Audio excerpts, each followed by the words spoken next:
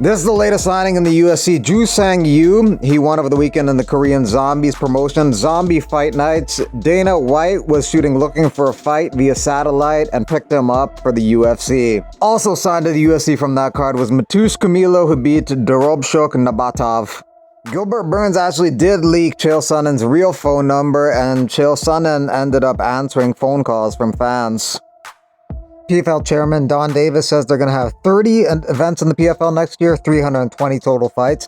Most events and biggest fights in the company's history coming next year. But people are wondering about Bellator and Bellator fighters like Pitbull. I wish PFL all the success and the many lives it's changed. Good for the sport to have promotions with lots of events per year that pay well. Hopefully these fighters can fight 2 times in 2025. That said, it's time I move on. Let's get it done. Don Davis talking about releasing him so he can go to the UFC. The previous Bellator ownership before the sale to the PFL might have had good intentions, but they might have accidentally messed things up for current fighters. Bellator fighter Juan Archuleta explained to Yahoo Sports, before the sale, Mike Kogan and Scott Coker had bumped all their purses up. They re-signed us and gave us a shit ton of money for our contracts, like a shit ton. And we were all like, this would be nice if they still honor it, but I already knew going in to the change of ownership that the PFL wasn't going to honor those contracts. It's a lot of money for some guys. As a result, they aren't giving some guys any fights because they don't want to pay them that much money. For example, Gegard Mousasi, to the point where he's getting no fights, so he's suing them. Pantoja's coach says he wants Pantoja to return in April. He says the UFC already has an opponent that they're trying to set him up with, and it's not Manal Kopp. UFC could have definitely benefited from having Askar Askarov on their flyweight roster. Definitely an extremely talented fighter, highly ranked, but he asked to be released from the organization in 2022 due to health issues. He went on to fight last year in ACA, but hasn't fought in a year. One championships card on January 24th is added Haggerty versus Estupinen. His brother is also on that card, who's also a flyweight, taking on Jojo Ghazali.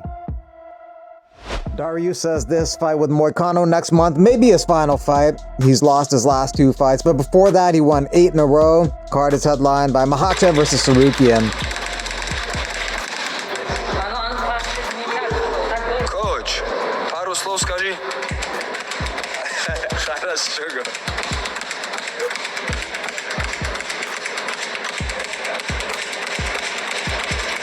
This fight ain't happening. Corey Anderson says Vadim turned it down. So they're looking for a new co-main event for this card on January 25th. Anderson says, I'm still in disbelief that a grown man, Vadim Nemkov, told the organization he's too tough on an opponent and proceeded to ask for a different fight on the same card. I mean, I know I'm good, but dang. They added the whole undercard, mostly Middle Eastern fighters because the card's taking place in Dubai. Arvin Vettori wants to return to action around the time of this Seattle card on February 22nd.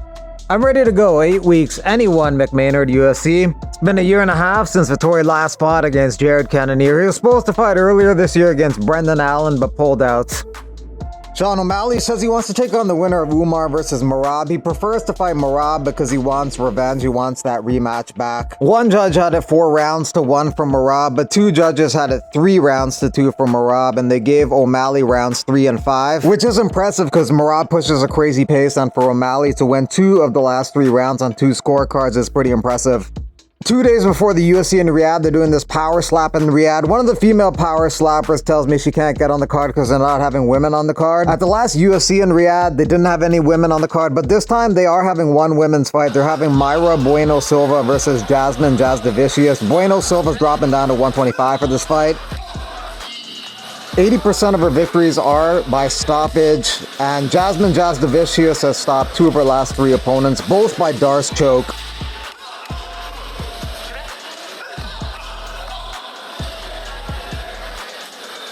Warren today, I got a black guy, he has a black guy, bro. We all training, but man, I love these Russians. They're always down to fight, so thank you, man. I appreciate it. Fedor Emelianenko congratulates Alexander Shlemenko on his victory of the weekend at RCC, defeating Tokov, but he adds it's time for RCC to start checking fighters for doping. The whole roster could start getting flagged for doping if they start doing that, though.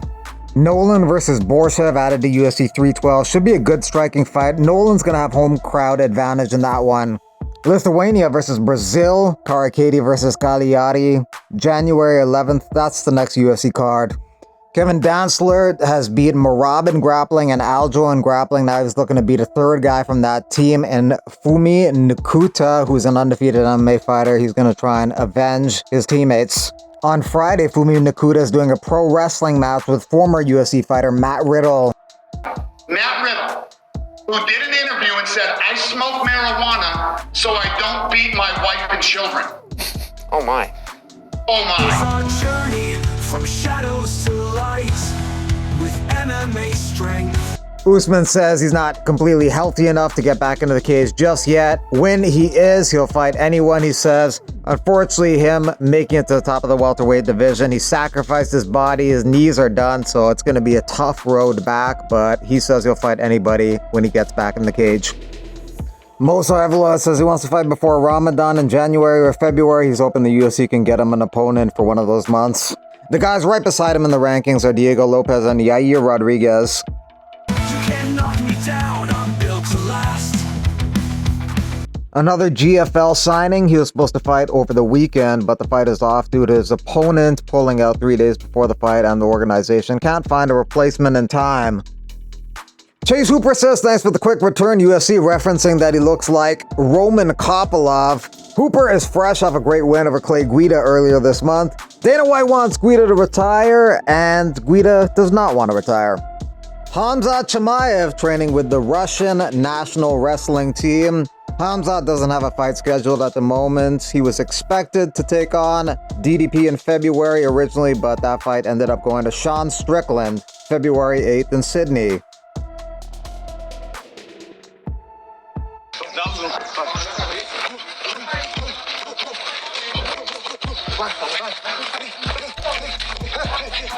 So we're in our hotel room now. Had a good night's sleep last night. We got in last night. We are about to go on to media day to go do some interviews, get my pants sized up, get my gloves sized up, do some shit like that. Then we have another thing tonight at 6 o'clock, so we got a lot of free time in between.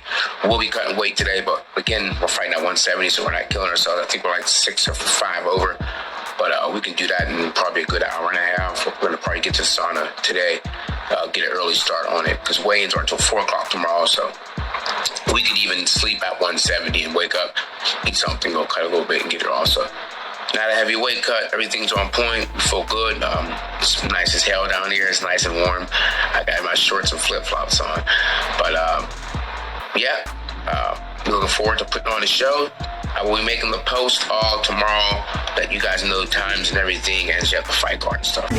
From shadows to light with MMA strength, we'll soar to new heights.